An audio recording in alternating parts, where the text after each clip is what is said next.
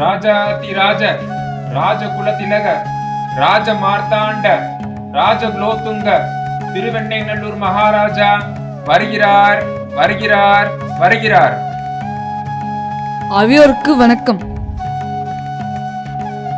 இன்று நம் அவைக்கு வந்த வழக்கு என்ன? இவர்களின் வழக்கு தான் மன்னா.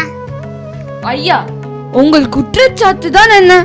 இதோ இந்த நம்பி அவர் பாட்டனார் ஆரூரன் எழுதி கொடுத்தபடி என்னுடைய அடிமை. இது ஒரு வழக்கில் இல்லாத வழக்கமாக இருக்கின்றது. அண்டனருக்கு அண்டனர் அடிமையா? நம்பி, உன்னது தரப்பு வாதம் என்ன? மன்னா, நான் இதை ஏற்க மறுக்கின்றேன். இவர் என் மீது பொய்யான குற்றச்சாட்டு சொல்கிறார். இதை நீங்கள் தான் தீர விசாரித்து நல்ல தீர்ப்பு வழங்க வேண்டும். ஐயா, இதற்கு உங்களிடம் ஏதாவது சாட்சி இருக்கின்றதா? காட்டுங்கள் ஐயா, காட்டுங்கள். உங்களிடம் தான் ஏதோ ஒரு சாட்சி இருக்கிறதே சொன்னீர்கள் அல்லவா? அதை மன்னரிடம் காட்டுங்கள். அதை நானும் என்னவென்று பார்க்கிறேன். காட்டுகிறேன் நம்பி, காட்டுகிறேன். இதோ அது. இப்படி ஏதேனும் நடக்கும் என்று தெரிந்துதான் நான் நூலோரையை பத்திரமாக வைத்திருந்தேன். நீ அங்கே கிழித்தது படியோரை மட்டுமே. இப்பொழுது நான் இதை அரசவையில் சமர்ப்பிக்கிறேன். ஐயா, அந்த ஓலைச்சுவடியை உறக்கப்படுங்கள். திருநாவலூர் ஆரூரன் ஆகிய நான் வெண்ணைநல்லூர் சித்தனுக்கு நானும் என் மரபில் வருபவர்களும் தங்களுக்கு வலையடிமை என்ற ஆவணம் இது.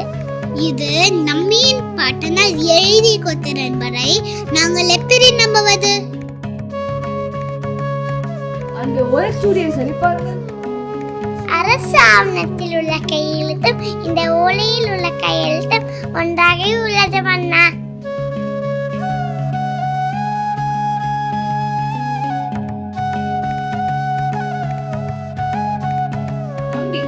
உனது பாட்டனார் எழுதி கொடுத்தபடி நீ அவருக்கு அடிமையாக செல்ல வேண்டும். இதுவே என்னோட தீர்ப்பு. மன்னா, சரி, இந்த அரசவையில் தீர்ப்பு இருக்கிறேன். ஐயா, உங்கள் வீடு எது? இந்த ஊர்ல உங்க பாட்டதே இல்லையே.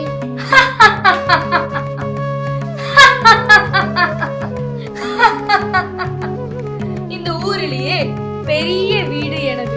வாருங்கள் என்னுடன்.